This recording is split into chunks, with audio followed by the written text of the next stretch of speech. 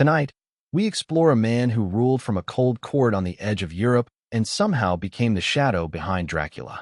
If you're awake right now, you're exactly where you need to be, because this story begins not in a graveyard, but in council rooms, river forts, and muddy roads where oaths were traded like coin. Vlad III of Wallachia, later called Vlad the Impaler, was a prince on a fragile throne, squeezed between the Ottoman Empire, Hungarian power, and his own ambitious nobles. He faced boyar betrayal, Ottoman tribute demands, rival claimants with blood rights of their own, and winters that could turn an army into a line of frozen men and lame horses. And long after the torches burned out, foreign pamphlets would make his name travel farther than his banners ever did. How did a real prince become the face of Dracula? Tell us where you're watching from. What time is it for you? Then dim the lights, let the fan hum, pull the blanket closer, and listen for the iron latch lifting at Targovist. The night air in Wallachia smelled of damp timber and horse sweat, and power here always had rules. A prince did not simply rule, he was recognized, watched, weighed. He needed church blessing, boyar obedience, armed men, tax grain in storehouses, and messengers who could survive the roads through forest and marsh. On the Danube frontier, rank was not a robe. It was a chain of witnesses, seals, hostages, and payments. A scribe in a wool cap warmed his fingers over a tallow candle and pressed a wax seal until it clicked into place. He was not thinking about glory. He was thinking about blame. If the wrong title went onto the wrong letter, if a claimant's name appeared before another's, he could lose a hand, a post, or simply vanish when the regime changed. In this world, ink could be more dangerous than a spear. Some chroniclers write Vlad as a demon in human form. Others, especially later Romanian memory, preserve him as a hard prince in a hard century, a ruler who punished disorder because disorder could invite invasion. The records grow colder when they are useful, warmer when they become stories. That tension is part of the truth. Was he a monster, a strategist, a product of his age, or a man trapped by the rules he used? Outside the court, market stalls were already closing under rough plank shutters. Salt merchants counted sacks by lantern light. A priest crossed the yard with candle grease on his sleeve. A stable boy scraped mud from a hoof and glanced toward the gate, where riders came and went with the fate of families in their saddlebags. Wallachia did not have the luxury of forgetting who stood on each side of it. Far to the south, the Ottoman court expected tribute and obedience. To the northwest, powerful figures in Hungary expected alignment and usefulness. Inside Wallachia, rival branches of the same dynasty watched for weakness like wolves watching smoke thin over a fold in the hills. Every alliance solved one problem and created two more. Every public punishment restored order for 1 week and planted fear for a year. The first thread in this story was not supernatural. It was succession. A prince could be legitimate and still be overthrown. A prince could be feared and still be abandoned. And if he built his authority on terror tactics and hard reprisal, he had to keep proving he could act before anyone else did. Near midnight, a courier arrived spattered with river mud, the leather ties on his packet dark with sleet. The gate guard held the letter to the torch, checked the seal, and did not smile. Somewhere in the upper rooms, a chamberlain was being woken to read a name that could reopen old claims. Before Vlad became a legend, he was a son in a house already crowded with ghosts. He was born into the Basarab line, in the branch later called the Draculesti, where bloodline offered a claim but never peace. His father, Vlad II, known as Vlad Dracula, linked to the Order of the Dragon, moved through a political world of painted icons, iron keys, and dangerous promises. In Wallachia, a prince learned early that family could secure a throne and also attract knives to it. At dawn in a fortified residence, the smell of wet ash clung to the hall while servants shook frost from cloaks near the door. Boys of noble rank watched adults speak in half-sentences. They heard names before they understood the maps. Dan, Panyati, the Sultan, Brashov, Targovist. A child's education on this frontier came through sound first. The scrape of benches during council, the snap of seals, the thud of boot heels when a messenger arrived out of breath. Vlad's father had to balance the great powers around Wallachia, and that balancing act trained everyone in the household to live with uncertainty. Tribute might be paid to avoid a campaign. Oaths might be sworn to one court while letters were sent to another. A guard captain tightening a saddle strap by the gate did not care which banner flew in theory. He cared whether his pay chest came on time and whether his sons would be taken as levy in the spring.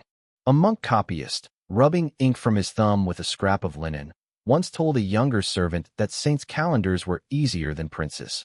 Feast days return, he muttered, but rulers return with soldiers. His motive was simple survival. He needed the monastery granary exempted from seizure when armies passed through. To do that, he needed to remember which name to bless in public prayers and which name to write smaller in the margins. The household itself was a school of rank. Who ate first? Who stood while others sat? Who could enter with a sword belted, and who had to leave steel at the threshold? A prince's sons learned that authority lived in these details long before it appeared on a battlefield. Even the iron hinge on a treasury door taught a lesson. If keys are controlled, bread is controlled. If bread is controlled, loyalty lasts a little longer. Later legends would flatten this early world into a simple prelude to cruelty. But the records suggest something harder and less theatrical. A frontier court raising boys under pressure, where fear was ordinary, mobility constant, and trust rationed. Vlad was not born as Dracula in the modern sense. He was born into a system where a name could become a weapon if enough enemies carried it across borders. By evening, rain ran down the stockade posts and pooled in wheel ruts.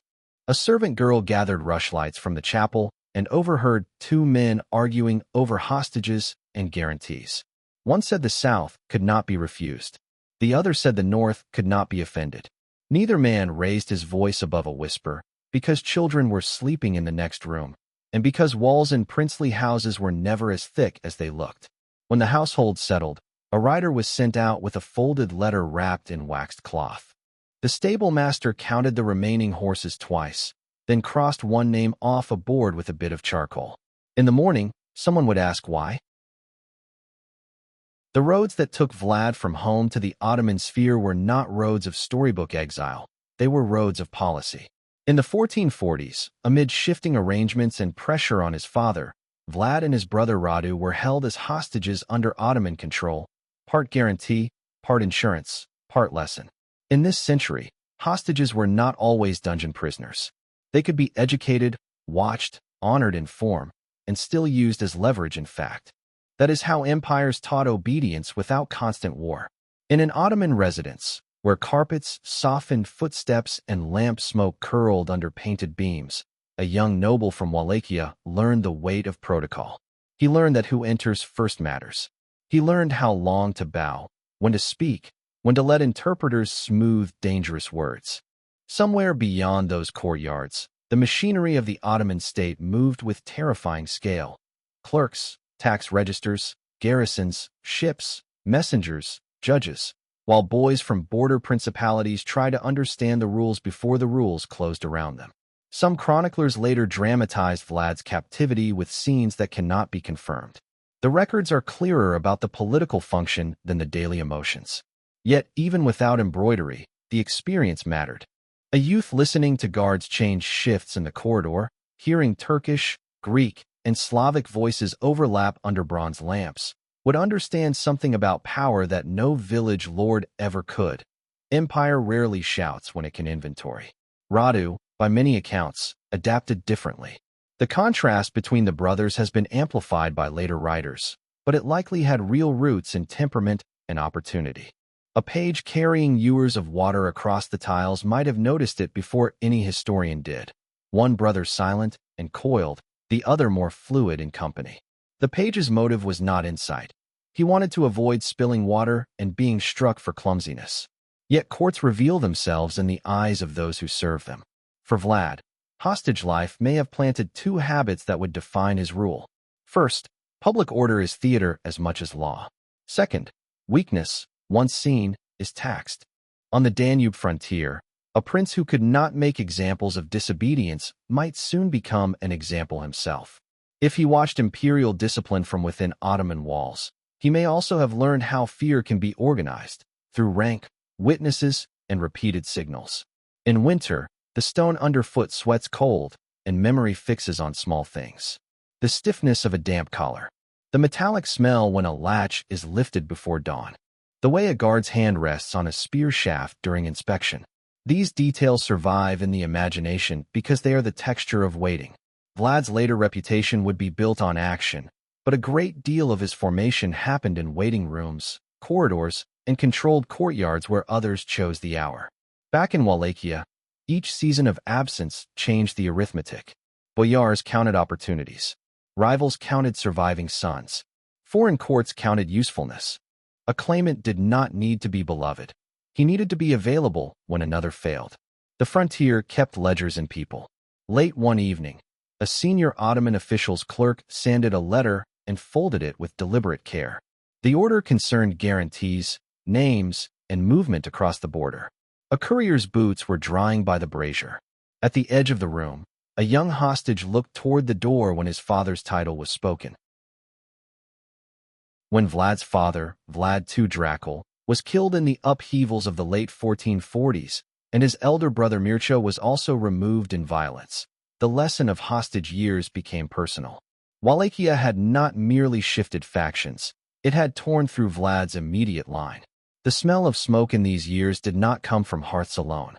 It came from manor halls seized, records scattered, and loyalties rewritten in haste. Dynastic law offered claims. It did not protect the living. Vlad's first brief seizure of the Wallachian throne in 1448, reportedly aided by Ottoman backing while larger regional powers were distracted, was less a triumph than a test. He held it only briefly. A throne taken in a gap could be lost when the gap closed. The wooden platform of authority was always slick with rain and bloodless paperwork alike: recognition, pledges, tax rights, armed escorts, church acknowledgement. Miss one, and the whole structure tilted. A gate clerk in Targovist, copying names into a narrow register while his fingers blackened with ink, kept glancing at the courtyard. He feared choosing the wrong patron more than he feared battle. If one prince entered in the morning and another by dusk, the register itself became evidence. He tucked an extra sheet into his sleeve, planning to rewrite the day if necessary. Survival, on this frontier, was often archival. Driven out again, Vlad moved through the hard geography of exile. Moldavia, Transylvanian spaces, courts where he was received, delayed, measured. Boots dried by borrowed fires. Swords were cleaned in other men's halls. A prince without a stable seat became a negotiator of thresholds. Some doors opened only if he arrived with a recommendation. Others opened because his enemies frightened the host more than he did. This is where the romantic version of destiny fails. There was no straight line from wronged son to inevitable ruler. There were years of dependence, calculation, and humiliation. He needed allies who had their own campaigns. He needed money, horses, and men who preferred risk under him to risk under someone else. A mercenary captain tightening a strap under Sleet did not ask whether Vlad's cause was just. He asked whether silver was real and whether retreat routes were known. The political weather changed with the men who could change the rules. John Hunyadi's campaigns and influence across the region shaped the conditions under which Wallachian claimants rose and fell. Ottoman strategy shaped them too. A border principality like Wallachia could not choose a private destiny. Its princes were always reading larger storms from the wind line over the Danube. By candlelight, a priest in a chapel with cracked plaster listened to a whispered confession from a local noble. The man's motive was not repentance in the modern sense. He feared being named disloyal when the next summons came, and he wanted the priest to remember him kindly if testimony was needed.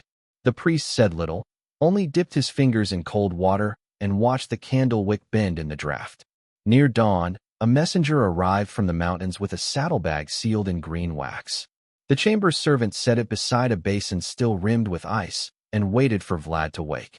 Outside, 2 horses remained saddled. By 1456, with regional conflict creating fresh openings after major campaigns, Vlad returned to Wallachia and secured the throne more firmly than before. This was the beginning of the rule that made his name feared, defended, cursed, and remembered. The court at Targovist did not become stable because peace had arrived. It became stable because Vlad moved quickly to make uncertainty expensive for everyone else. The hall smelled of wet wool, lamp oil, and oak boards heated from one side only. Boyars came in with rings flashing in candlelight and faces trained into neutrality. Vlad's problem was simple and brutal. Many of the men he needed for administration, levy, and revenue were the same class whose loyalties had shifted before and could shift again.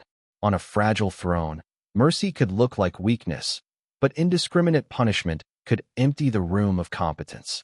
Later accounts, especially hostile German pamphlets and regional chronicles, describe spectacular punishments, some likely exaggerated in number or arranged for moral effect. Yet there is broad agreement that Vlad used harsh public reprisal and visible coercion to discipline elites and commoners alike. He was not inventing violence in a peaceful age. He was systematizing fear as a tool of control in an age that already expected rulers to punish. That does not excuse it. It explains the mechanism. One often retold story places a major crackdown on boyars around an Easter gathering. The details vary by source, and historians debate specific claims, but the tale persists because it fits the logic of his rule. Bring rivals into a ceremonial space, define disobedience as treason, and convert status into vulnerability. The stone floor of a hall, slick with tracked rain and candle grease, can become a courtroom if enough armed men stand along the walls. A young guard near the doorway kept his palm damp on the ashwood shaft of his spear. He was not thinking about ideology. He was thinking about his mother's debt for 2 oxen and the strip of land he might lose if his pace stopped. When the prince's face hardened, the guard hardened too. Fear can be borrowed from above and spent downward. Vlad also moved beyond punishment into administration. Roads had to be watched. Toll points had to produce. Grain stores had to be counted before winter. Smithies needed iron. Fortified sites needed repairs. A prince known only for terror would burn out fast. A prince who turned terror into predictable order could endure longer. The people under him did not need to love him. They needed to believe that rules, once announced, would be applied. In market lanes, women with baskets of onions and cloth merchants with wax tablets began repeating a new kind of rumor, that theft was dropping in some places because nobody wanted to test the penalties. Rumor itself became infrastructure. It traveled faster than decrees and reached deeper than tax collectors. Public order on the frontier was partly what men in armor did, and partly what old men whispered over salted fish under dripping eaves. Still, every act of control narrowed Vlad's options. Each reprisal created fresh enemies, including those who outwardly bowed and inwardly counted. Was he a monster, a strategist, a product of his age, or a man trapped by the rules he used?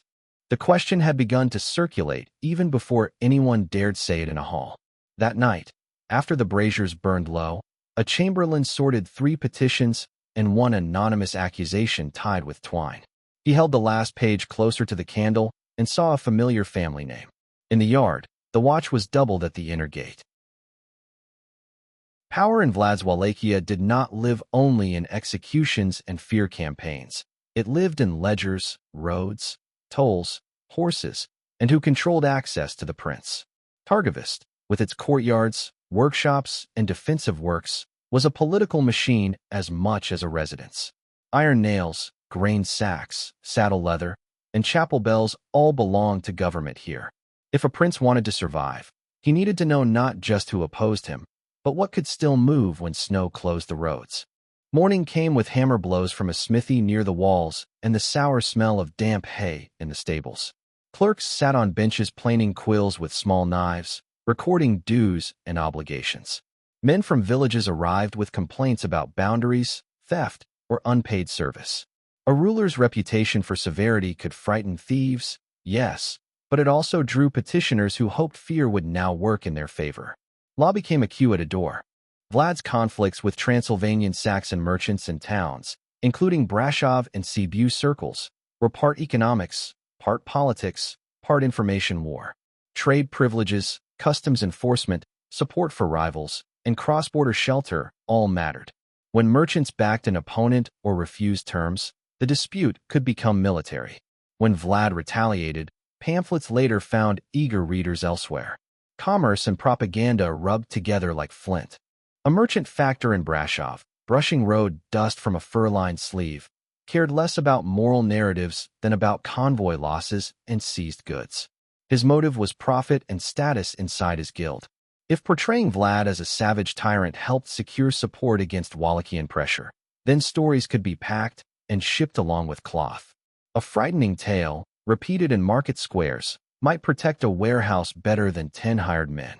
Inside Wallachia, court control tightened through access. Who could approach Vlad directly? Who had to wait in outer rooms? Who carried petitions? Who authenticated seals? Regime survival often depends on bottlenecks, and Vlad seems to have understood this. The same prince remembered for terror also relied on procedure. Envoys announced, witnesses present, ranks observed, punishments made legible. Even fear works better with clerks. There is a temptation to imagine medieval rule as chaos interrupted by battle. But the texture is more disciplined than that. A levy list must be copied, a bridge repaired with fresh timber, a storehouse key transferred in front of witnesses. The prince's authority reached only as far as these tasks could be repeated.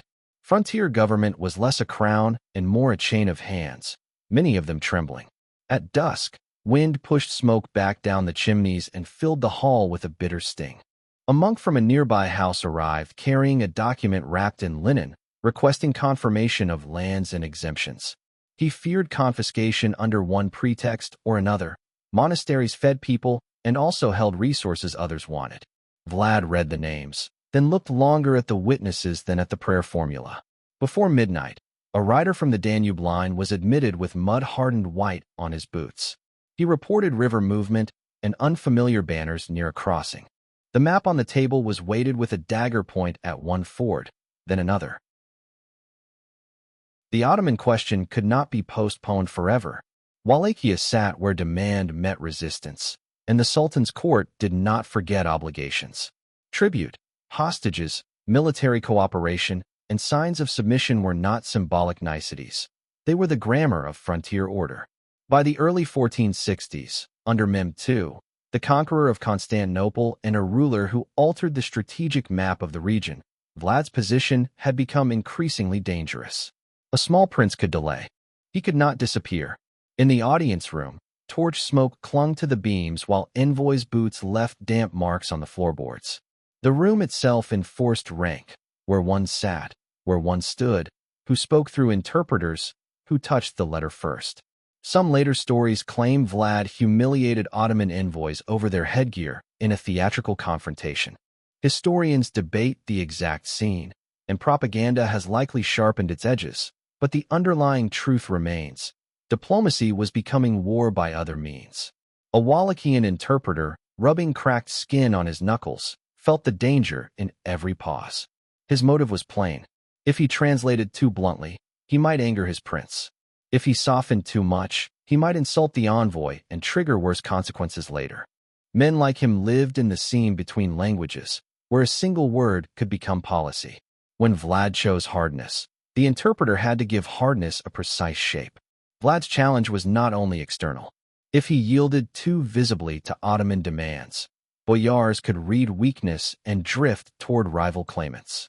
If he defied too openly, the Sultan could back another prince, most notably his own brother Radu, whose Ottoman ties made him a useful alternative. Dynastic legitimacy, on this frontier, was not a shield against empire. It was another tool empire could use. By the stables, reins hung in rows smelling of wet leather and iron. Officers spoke in low voices over a rough table, counting horses fit for river work, tallying grain for rapid movement, and arguing over which villages might hide supplies if pressed. War planning in Wallachia was never just about winning battles. It was about making roads fail for the enemy and remain barely usable for yourself. Mehmed II changed the rules because he could order a campaign and expect logistics to follow. Vlad changed rules locally by making fear travel ahead of him. When these two systems moved toward each other, the Danube became more than a river. It became an audit line. Who could cross? Who could burn? Who could feed men in motion? Who could survive one season of escalation? In villages near the frontier, rumors spread through smokehouses and church porches. New levies, new watches, hidden stores, warnings not to linger on roads after dark. A widow in a wool kerchief hid grain beneath planks because she feared both armies and taxmen, and feared being accused by neighbors if she hid too well. Survival in wartime requires a talent for looking neither rich nor disloyal. Late in the evening, a sealed order was brought to the armory, and the keeper opened it under a lantern that hissed in the damp.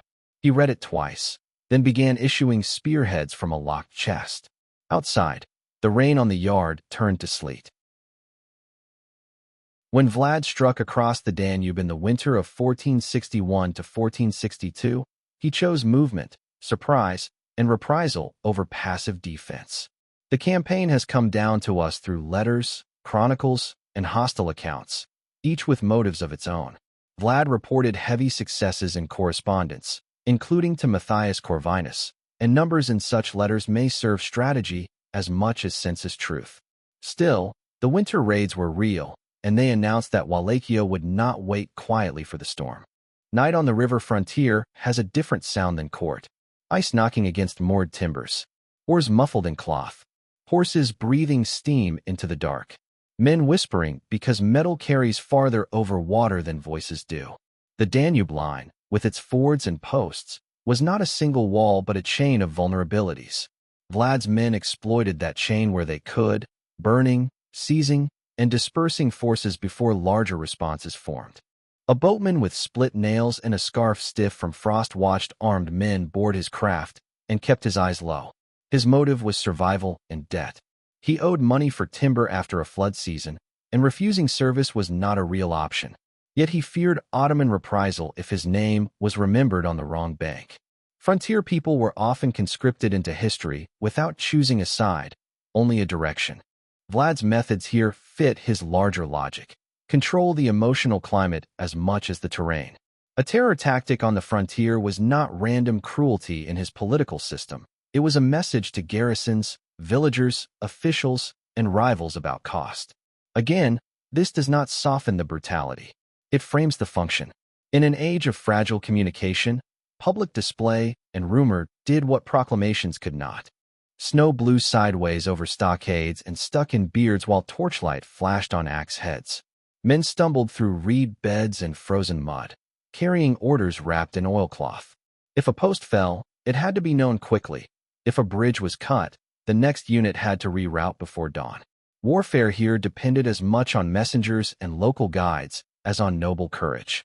Lose the guides, and an army becomes noise in the dark. Back at court, letters were drafted with deliberate exaggeration or restraint depending on the audience. To allies, one emphasized strength. To uncertain neighbors, one emphasized resolve. To subjects, one emphasized inevitability. A clerk sanding a page by candlelight understood this better than some soldiers did. He was not writing a diary. He was building a shield made of language. The cost was rising. Horses went lame. Villages emptied.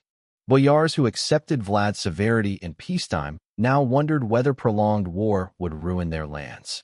Radu's name returned in whispers as an alternative some could live with. Was Vlad a monster, a strategist, a product of his age, or a man trapped by the rules he used? On a frozen frontier, the question sounded less philosophical and more like an account book. Near dawn, a courier arrived with a packet for the prince and a separate note for the treasury officer. One reported success at a crossing. The other listed salt, grain, and arrows already spent. By 1462, escalation had become collision. Mem II moved against Wallachia with serious force, and the conflict entered the phase most later stories remember, Vlad confronting an imperial campaign with mobility, intimidation, and desperate calculation. A prince like Vlad could not meet the Ottoman war machine in a straightforward contest and expect to endure. He had to make advance painful, uncertain, and expensive, on roads, in camps, in mines. The summer air hung heavy over the lowlands, smelling of marsh water, trampled grass, and horse dung drying in the heat. Scouts rode in dusty relays, cloaks stiff with sweat and grit. Villagers along the route watched with shuttered faces as stores were moved, wells guarded or spoiled, and livestock driven away from likely approaches. Frontier defense often begins by making your own land harder to live in. A village priest, wiping his forehead with the hem of his sleeve, argued with a local officer over church grain. His motive was not defiance for its own sake. He feared famine in autumn if everything was taken now. and he feared being blamed by both peasants and soldiers if he resisted. The officer feared the prince's anger more than hunger still months away. Between those fears, policy was made in a yard of packed earth. The famed night attack associated with Vlad's campaign against Mem II near Targovist has been retold with dramatic clarity, but like many medieval engagements, it reaches us through partial witnesses and political retellings. What matters is the strategic intent: confusion, penetration, assassination, or disruption if possible, and psychological shock. In darkness, with horses snorting and camp lines shifting, even disciplined forces can become briefly blind. Imagine the sound before the clash: tent ropes slapping in wind, distant shouted commands in several languages, a kettle overturned, sparks lifting from a cook fire, iron striking iron in short, hard bursts. A plan built on surprise demands timing, local knowledge, and nerve. It also demands luck. No ruler can command that. Vlad could stage fear. He could not schedule certainty. Meanwhile, Radu, Vlad's brother, supported by Ottoman interests, stood as the answer Vlad's enemies could offer to those exhausted by his methods. This was the genius of imperial policy on frontiers. If one prince became too costly, recognize another from the same bloodline and divide the political class. Boyars who would never submit openly to foreign rule could persuade themselves they were merely backing a different rightful claimant. At Targovist, doors were bolted earlier than usual. In the kitchens, women packed bread into cloth for men leaving before dawn. A chamber servant carried a basin of water to an officer and watched him wash black soil from under his nails while dictating orders about roads and signal fires. War narrows etiquette. Even silk sleeves smell of smoke when the enemy is close. When the night operations ended, reports came in broken and contradictory, some triumphant, some grim, some impossible to verify. Vlad listened with mud drying on his boots while scribes sorted names of the missing from names of the dead and names merely unaccounted for. By sunrise, another council was called, and the map was moved farther north on the table. Then came the image that would outlive the campaign: the reported field of impaled bodies near Targovist, seen or described by hostile and allied observers alike in varying forms, and later enlarged in memory. Whether every detail in later retellings is accurate, the political purpose is unmistakable. This was terror as message, arranged for witnesses. Not battlefield necessity, not hidden punishment. A public display designed to strike the mind before the sword arrived. The morning smelled of cut wood, churned earth, and old smoke. Flies moved in the heat. Men approaching the area slowed without being ordered to slow. Horses tossed their heads and would not easily keep line. Fear, when staged at this scale, becomes a physical thing, felt in the hands, the throat, the pace of breath. That is what Vlad understood, and what later writers, even while condemning him, could not stop describing. An Ottoman scout, according to later narrative traditions, might report not simply what he saw, but what it did to morale. We should be careful with speeches assigned after the fact. Chroniclers love perfect reactions. Yet morale is not fictional. Armies are bodies in time, and bodies respond to shock. A commander deciding whether to press forward, flank, pause, or retaliate is also reading the faces of men, the condition of animals, and the spread of unease through camp routines. At the same time, terror cuts both ways. A Wallachian noble standing in a shaded courtyard with sweat under his collar could draw one conclusion from Vlad's display: the prince is formidable. He could draw another: if he does this to enemies and traitors, what protects us if fortune shifts? His motive was self-preservation, and self-preservation rarely remains loyal longer than advantage permits. Fear creates obedience quickly. It also creates exit plans. Mem II was no minor rival to be frightened off by theater alone. He commanded a state with depth, and frontier campaigns were only one part of his strategic horizon. Even if Vlad's tactics imposed cost and hesitation, Wallachia still faced the hard arithmetic of manpower, supply, and elite cohesion. A prince can win the night and lose the month. A prince can dominate rumor and still bleed authority at every council bench. In the city, bells rang for services while carpenters repaired gates and women drew water from wells under guard. A blacksmith, hammering a bent stirrup straight on an anvil scarred white from years of heat. muttered that iron always remembers strain. He meant the metal. He also meant the country. Around him, nobody asked which. The records here become a braid of campaign narrative, hostile propaganda, and strategic correspondence. We can say this with confidence. By this point, Vlad's methods had made him unforgettable, but not unassailable.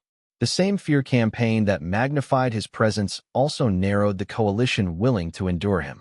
Was he a monster, a strategist, a product of his age, or a man trapped by the rules he used? The answer began to matter less than who would rule next. At dusk, riders came in from two directions with contradictory news about Radu's support. The Chamberlain laid both reports on the same table and weighed them with a dagger and a candle stand. Nobody in the room sat down. When Vlad's control began to fracture under pressure, he turned toward a power he hoped might preserve him, Matthias Corvinus of Hungary. In frontier politics, today's indispensable ally can become tomorrow's convenient prisoner. Vlad needed military support and legitimacy against Ottoman-backed alternatives. Matthias needed room to maneuver, his own strategic narratives, and freedom from commitments that might become too costly. Men in silk-lined halls make calculations that feel very cold to men riding in mud. The road into Transylvania was a corridor of exhaustion. Wet cloaks, sore horses, wheel ruts deep with rain. Retainers carried bundles of documents wrapped in leather, because letters could prove service, promises, or claims if the right audience still cared. At a host's gate, the order in which these packets were opened could decide whether a prince was received as an ally, delayed as a problem, or held as a liability. Vlad's subsequent capture and imprisonment by Matthias, traditionally tied to accusations and disputed letters, remains one of the sharp turns in the story. Some documents used against Vlad have long been questioned. Political theater and strategic necessity likely shaped what was presented and believed. What matters in the lived experience is this. The man who made fear a system now found himself inside another ruler's system, where clerks, guards, and courtiers controlled access to his future. A Hungarian courtier, smoothing the fur cuff of his sleeve while listening to arguments in a drafty chamber, wanted advancement more than truth. His motive was rank. If repeating the line that Vlad had become unreliable pleased the circle above him, he repeated it. Courts manufacture consensus from ambition as much as evidence. A phrase spoken at supper can harden into policy by dawn. Outside the high rooms, propaganda was learning to travel in new ways. In German-speaking lands, printed pamphlets and circulated tales about Vlad's cruelty found readers who were ready for moral horror and political warning wrapped together. Printing did not create violence, but it transformed how reputations moved. A local terror tactic on the Danube frontier could become a broad European story, flattened, sharpened, and sold. In confinement, whether conditions were severe or relatively negotiated at different phases, time changed texture. The iron latch, the measured footsteps of guards, the stale straw smell in a chamber, the limited view of weather through a narrow opening. These details matter because control had changed hands. Vlad, who once managed who entered his hall and when, now waited for others to decide if he would write, travel, or disappear from the game. Yet a prisoner of rank is still a political instrument. He can be held, displayed, married into alliances, used as a future option. The frontier never wastes a bloodline if it can help it. That is why Vlad's story does not end with capture. It enters another form. In a world of claimants and empires, even a caged prince remains a piece on the board. One evening, a clerk brought in a candle and a folded paper for signature, then watched carefully how long Vlad looked at each line. The guard at the door shifted his weight when one name was mentioned twice. Somewhere beyond the walls, another claimant was being greeted. Years of captivity and constrained movement changed Vlad's circumstances and perhaps his tactics, but they did not erase his usefulness. Sources from this period are uneven, and later narratives fill gaps too confidently. What seems clear is that Vlad's life under Hungarian control included phases of tighter confinement and later greater integration into the political orbit around Matthias Corvinus. Marriage alliances, household arrangements, and partial rehabilitation belong to this long middle stretch where survival depended on adaptation rather than immediate command. The chamber where he lodged during a later phase might have had glazed windows, a heavier table, better blankets, and still carried the same smell of wax, damp stone, and old rushes. Comfort is relative when freedom is conditional. A man who once rode through night campaigns now measured the day by bells, visitors, and permissions. The hand that had signed orders to move men now paused over letters that might never be sent without review. A chaplain attached to a noble household, trimming a candlewick with a small brass knife, worried about scandal more than doctrine. His motive was stability.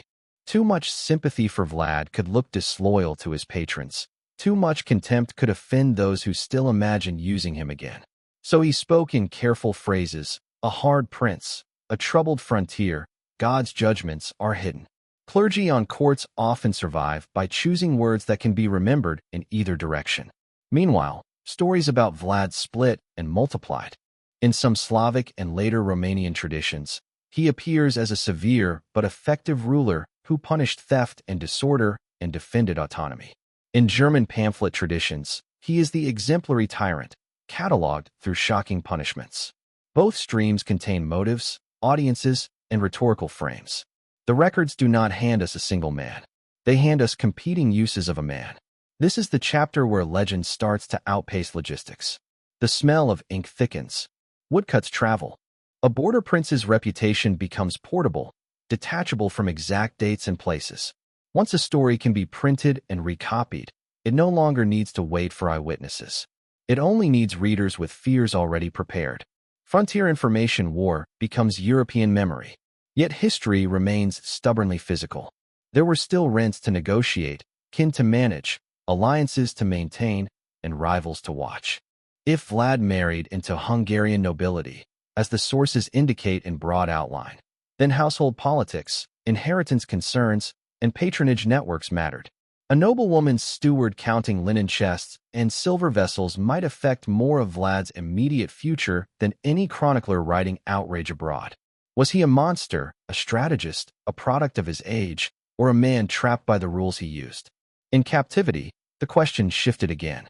A monster alone is easy to discard. A strategist can be reused. A product of his age can be explained. A trapped man can be pitted and feared in equal measure. Courts prefer men they can classify. Vlad remained difficult. Late in winter, a messenger arrived with a document bearing seals from men who had once treated his name as poison. The wax cracked as it opened, and the room fell quiet before the first line was read.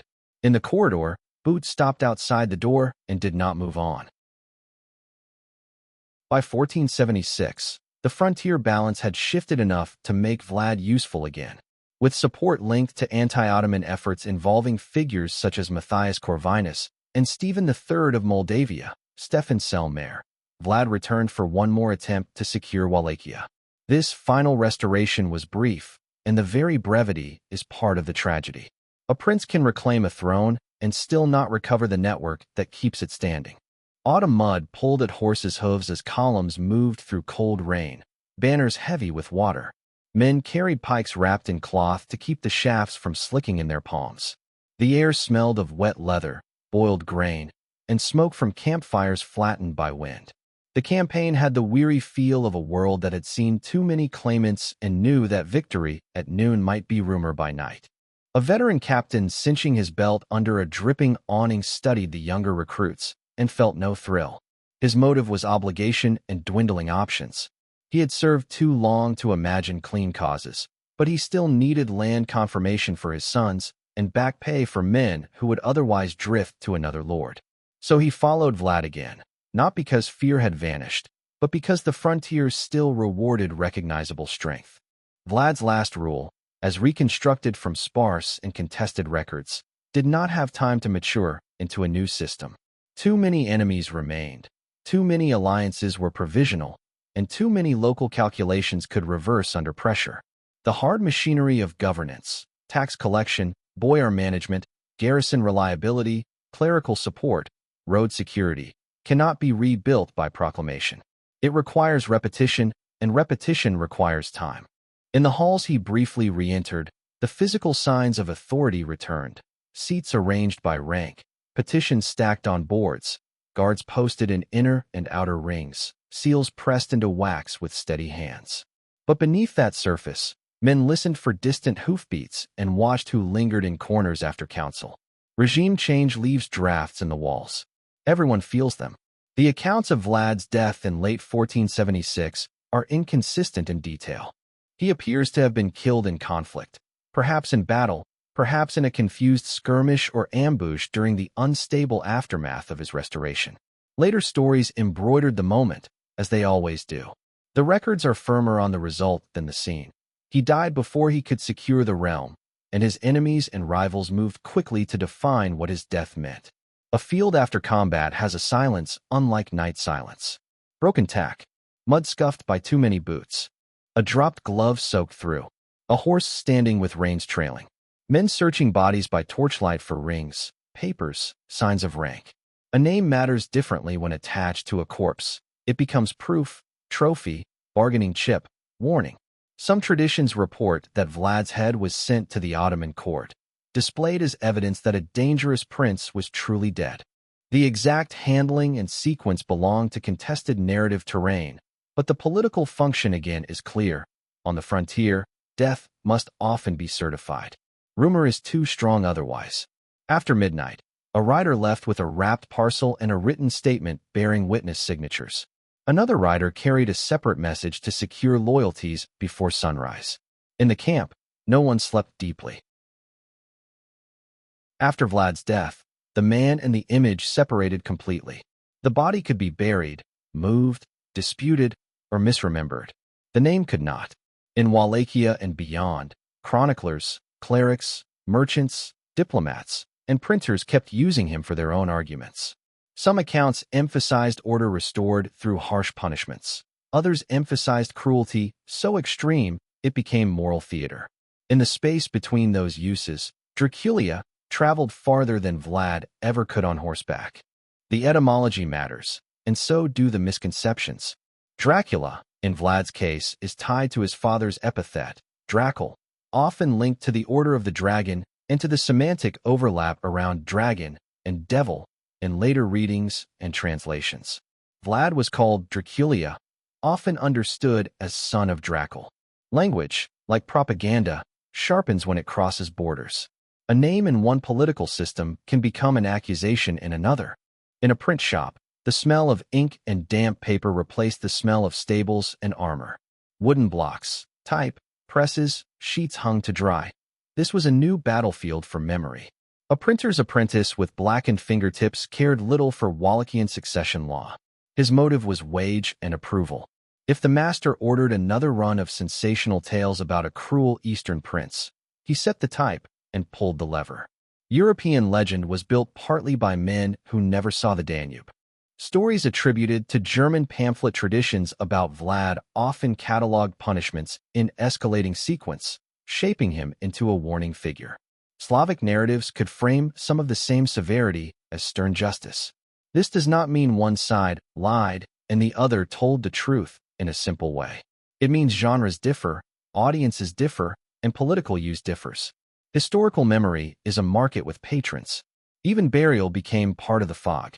The often repeated association with Snag of Monastery is famous, but archaeological and documentary certainty is elusive. The records grow colder here, and later national memory grows warmer. A monk scraping candle wax from stone steps in a monastery court might know exactly where one prince lay and still say nothing if silence protected the house. Custody of memory can be a form of power. Was he a monster, a strategist, a product of his age, or a man trapped by the rules he used? After death, the question became portable. It could be asked in royal courts, merchant inns, monasteries, and print shops, each time with different answers and different motives. The frontier prince became a mirror, and mirrors show the room as much as the face. At Targovist, years later, a local official opened an old chest and found brittle records tied with faded cord, toll notes, witness lists, confiscations, names crossed out, and names restored. Dust rose in the sunlight and settled on his sleeves. He set aside one page when he recognized the seal. By evening, that page was copied and sent onward with a merchant convoy. In another town, Another scribe would read it beside a pamphlet and decide which version of Vlad to preserve. Centuries later, when the name Dracula entered modern global imagination through Gothic fiction, most famously with Bram Stoker's 1897 novel, the historical Vlad and the literary vampire fused in public memory without ever fully becoming the same figure.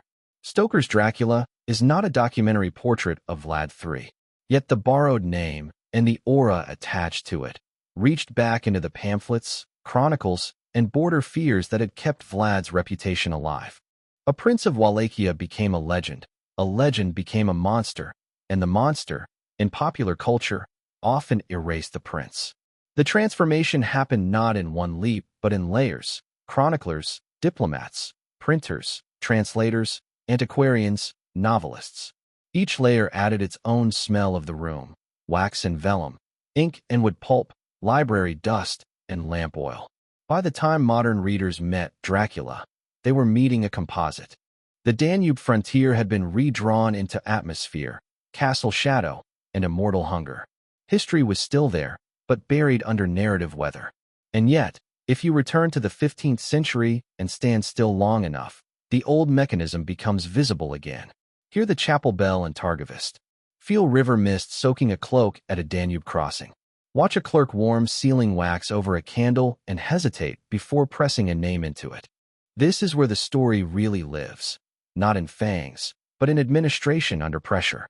Not in magic, but in a prince trying to hold a throne where empires leaned on both shoulders. Vlad's brutality should not be romanticized. His punishments and fear campaigns caused suffering and were meant to. But neither should he be flattened into a cartoon before we understand the system he inhabited. Wallachia was a frontier polity trapped in dynastic rivalry, Ottoman expansion, Hungarian strategy, shifting boyar loyalties, and an information war that outlived everyone involved. In that pressure chamber, rulers used tools that remade them. The hand on the lever is changed by the lever. A librarian in a quiet reading room, centuries after the battles, turns a page with cotton-dry fingers and frowns at two contradictory dates in two respectable editions. Her motive is simple and familiar. She wants the record to hold. It never does completely. History is a room of drafts. You close one shutter, and another rattles open. So was he a monster, a strategist, a product of his age, or a man trapped by the rules he used? The most honest answer may be the least comforting. He was all of these at once, in proportions that changed with circumstance, witness, and need. The frontier made him. He learned to use the frontier's methods. Then those methods escaped him and entered memory, where they could be sharpened forever. Tonight, the last image is not a battlefield. It is a corridor, cold stone, a small flame bending in a draft, a seal cooling on folded paper. Somewhere beyond the door, a horse stamps in the dark, waiting for the next message to carry a name across the border. In the silence after the latch falls, legend begins its work again.